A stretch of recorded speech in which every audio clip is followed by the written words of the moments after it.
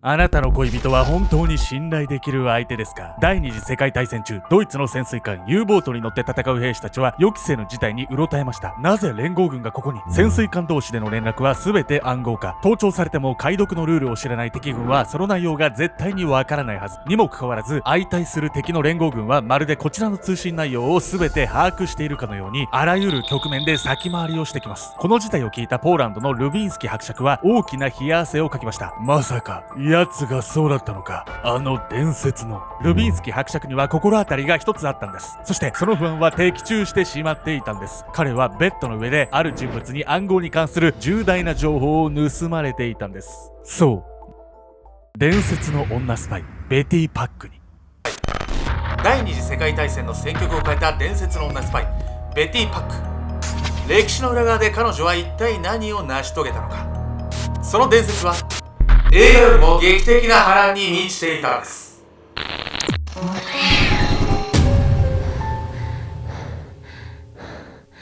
おそす、天下の大将軍になりたいケンちゃんです。妖艶さが溢れて止まらない闇闇子です。本日ご紹介するのは、なんと実在した伝説の女スパイベティ・パックについてなんです。女スパイとかね、つつもたつとかね、僕レベルになるとね、もうそんなのは引っかからないんですけど、微動だにしない。もう微動だにしないです。ちょっと可愛いなとかなるかもしれないし、こっちはなんないですけど、さてね、そんなベティ・パックなんですけれども、彼女は一体どうやって女スパイになったのか。このね、第二次世界大戦のね、もう教科書には載らないね、いろんな裏側があったんです。それを見ていきたいと思います。誕生、伝説の女スパイ。MI6。皆さんはこの言葉を聞いたことがありますか？ MI6 とはイギリスが要する歴史の裏側で活躍してきた秘密組織のこと。冷戦終焉下の1993年に当時のメージャー首相が実在を認めたことで世間に広まることになりました。その活動内容は国外における情報収集。そう、イギリス公式のスパイ組織なんです。そんな MI6 の中でも第二次世界大戦中に特に大きな活躍をしたメンバーこそベティ・パックなんです。ハニートラップによって様々な機密情報を盗み出していました。その功績はこの世界大戦の戦況の行く末を握っていたと言われるほど。ある時にはドイツに潜入し、政治家のトップコンラート・ヘンラインと男女の中に、そして中央ヨーロッパに侵攻する3年分の計画を記した地図を入手。それをネグリジェの中に隠して母国に持ち帰ったんです。めちゃくちゃ重要な情報じゃないこれ。いや、そうなんですよ。戦争っていうとね、兵の数とか兵器の強さとかね、いろんなことがね重要だと思うんですけど、実はね、情報っていうのがね、めちゃくちゃ重要なんです。戦争ってのは相手の手口とか知れたらそれはめちゃくちゃ強いわね。いや、そうなんですよ。アンジェリーナ・ジョリー主演のね、女スパイの映画とかあったじゃないですか。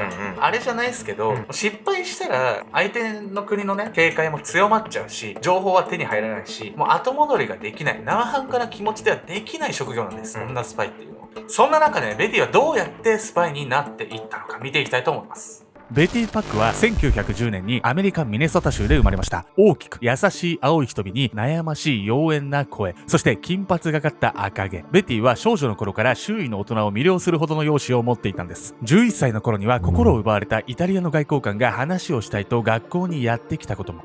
気持ち悪いな。そんなベティは海兵隊の将校の娘というお嬢様、ワシントンの社交界で育ったんですが、14歳の頃には性的な意味で非常に乱れ始めたというんです。乱れまくった結果、ベティは19歳で望まない妊娠をします。誰が父親かもわからない状態。これは現代ではそんなに珍しい話ではないと思います。しかし当時のアメリカ、しかも社交界というベティがいた環境では、この10代の未婚の母という状態は率直に言って社会的な死を意味したんです。そんな重いのそれ。そうなんですよ。少し前のね、日本とかでもそうだったと思うんですけど、政治を貫くみたいなことがね、社交界では重要視されていたんです。低層観念にね、すごく厳しかったっていうことなんですよ。そこでベティはある作戦を立てます。舞台は週末の社交界のパーティー。そこにはイギリス大使館の外交員が来ていました。彼の名はアーサー・パック。年齢は40代とベティの2倍以上。さらに国際関係が常に緊張状態のこの時代に外交官をやっているだけあって、こわもてで堅苦しい人物だったんです。こいつにしよう。するとベティはアーサーの元へ行き、彼と話し始めます。そして自らの美貌を武器に誘惑。そのまま2人は結ばれるんです。ですが、なぜベティはアーサーを狙ったのか。この行動には一体どんな意味があったのか。ベッドを共にした後、ベティは彼にあることを告げます。私、できちゃったみたい。わ、やってるわね。いやそうなんです。いわゆるね既成事実ってやつですよね。もともとね別の人相手に妊娠していたんですけど、このタイミング、そしてね、アーサーのね外交官っていうね固い職業っていうテーマでね責任をね取らざるを得なかったと言われているんです。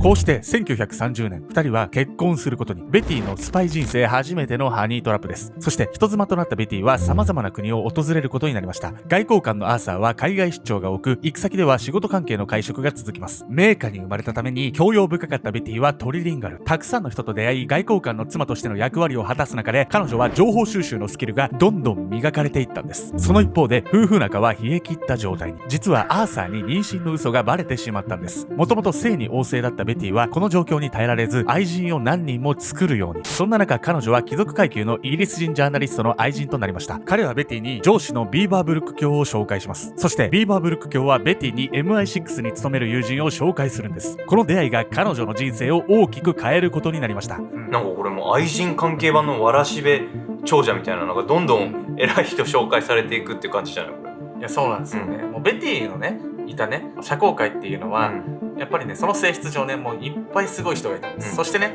狭い世界なんで、もうドロドロだったらしいんですよね。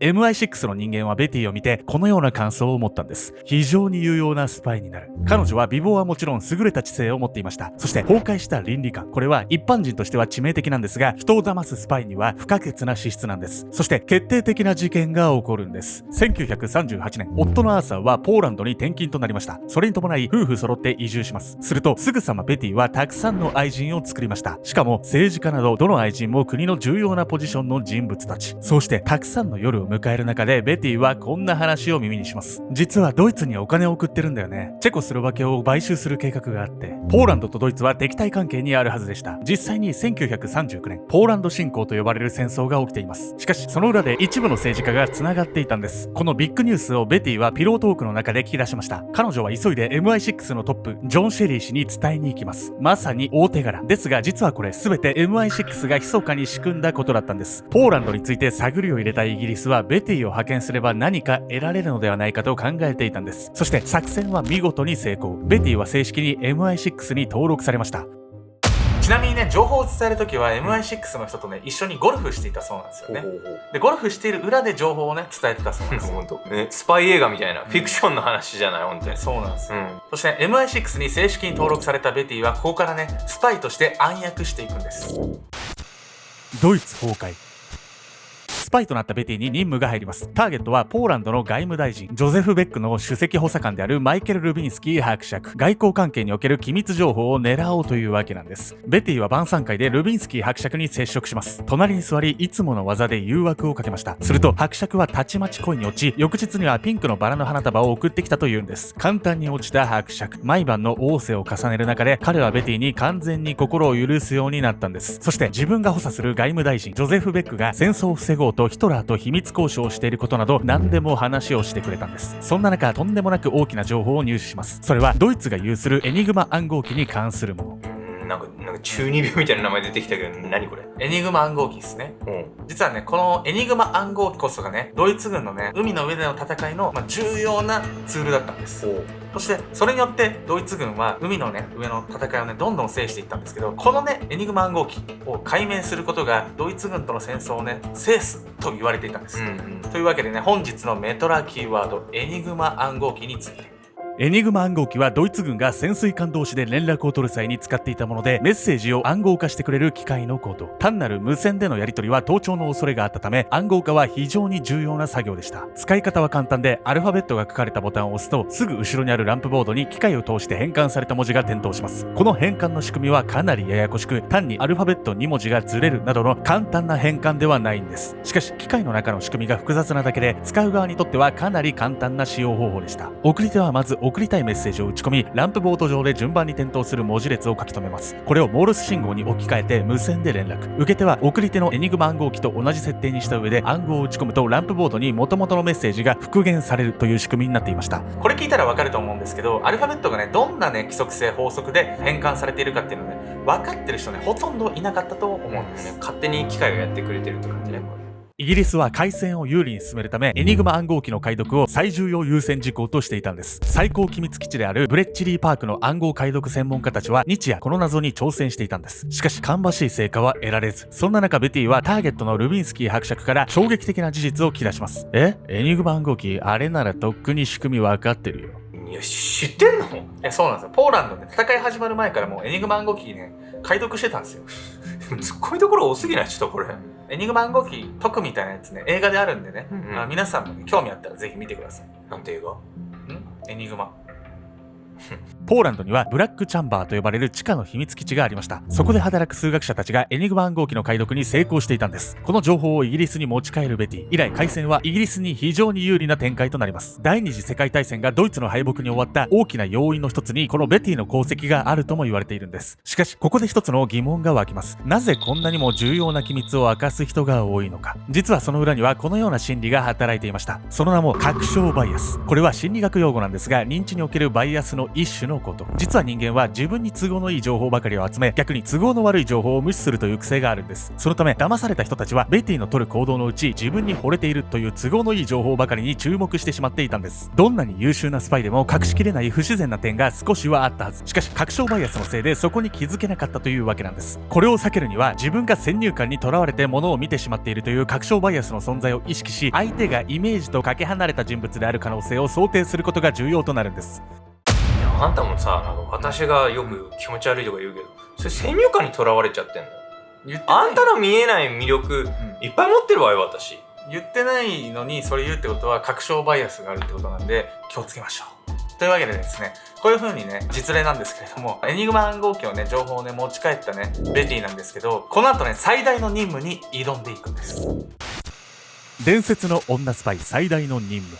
今度の任務はフランス海軍の暗号の解明。フランスはもともとイギリスと共に連合国側として戦っていたんですが、ドイツに敗北し占領されて敵になったんです。そこでチャーチル首相からワシントンのフランス大使館への潜入を命じられました。ジャーナリストを装って侵入するベティ。すると早速シャルル・ブルースという男性と知り合います。彼は大使館の報道担当者で様々な広報活動を行う人物であるならば、大使館内に顔が利きますし、重要な情報を持っている可能性もあります。そのためこのシャルルがターゲットに。しかしここで問題が発生しました。実は彼は既婚者だったんです。こうなればハニートラップはなかなか難しくなります。普通のスパイなら。ベティは百戦錬磨の伝説の女スパイなんです。そしてシャルルはあっさり陥落。出会ったその日にベッドを共にすることに。シャルルちょろいわね。いやもうめちゃくちゃちょろいですよね本当に。まあね、戦争中ってのもねあったと思うんですよ。生物のね本能的に戦いとかね命を落とす危険性があるような状況ではね、子孫を残すために性欲がね高まるとも言われてるんです。ですが今回のハニートラップにはこれまでと決定的に異なる点が一つあったんです。なんとベティも純粋にシャルルに恋したんです。そしてその愛を受けてシャルルも激しく燃え上がりました。彼は母国を裏切りベティのためにとイギリス側に寝返るんです。ベティはシャルルを信用し作戦を打ち明け、ここから2人で協力して任務に当たることに。そして彼の情報網によりイギリスが欲するフランス海軍の暗号は大使館の金庫に隠されていることが分かりました。この情報を MI6 とも共有し、彼らは総力戦で大使館の金庫に挑むことになるんです。ベティにとってはこれがほぼ最後の仕事でした。大使館は敵の巣窟。さあ一体ここからどうやって攻略していくんでしょうか。ちょっといいかい、相談があるんだ。まず動いたのはシャルル。大使館の警備員アンドレ・シュバリエに話を持ちかけた。ベティと2人になれる場所が欲しいんだ。ほら俺もあいつも既婚者だからさ、人目につく場所はまずいだろう。私にどうしろと。大使館の一室を貸してほしいんだ。いやしかし、当然断ろうとする警備員アンドレと、ここで真のフランス人なら恋の手助けをしたいと思うだろう。愛の国と呼ばれるフランスの国民性をうまく刺激したシャルル。この一言で説得は成功。そしてベティとシャルルは大使館内部へ。さらに MI6 のメンバー、そしてプロの泥棒ジョージア・クラッカーも手引きする。このジョージアが見事暗号の入った金庫を破った。あとはこの暗号を撮影するだけね。時間もかなり経ってる。さっさと済ませてしまいましょう。その時、まずい、警備員の巡回だ。一転して大ピンチに陥る一行。やばいぞベティ、静かにして。大丈夫、私に作戦があるわ。すると、なぜ今服を脱ぐんだ。いいからあなたも。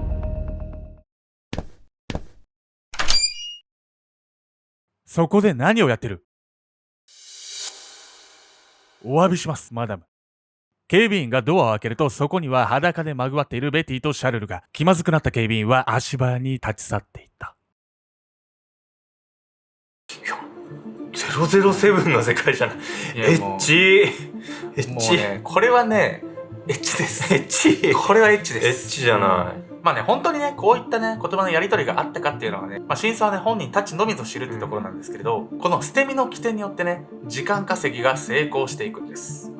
再び作業の時間を得た一行は暗号を撮影。2日後、これはイギリスの最高機密機関ブレッチリーパークの暗号解読専門家のもとに渡りました。そして年末、連合国軍がフランス領北アフリカに上陸した際にこの暗号が大活躍するんです。一大任務を終えたベティはその後シャルルと再婚しフランスに移住。ピレネー山脈にある中世にできた城に居を構え隠居生活に。静かな生活なんか退屈だわ。そんな幸せな愚痴をこぼしながら1963年にこの世を去ります。数々の男性を手玉に取り機密情報を盗んできたベティ。彼女に関してFBI が作成した資料には今もなお非公開にされているものや何らかの陰謀のもと削除されたページも。そんな歴史の裏で暗躍する伝説の女スパイベティ・パックのコードネームはシンシア。日本語で誠実という意味なんです。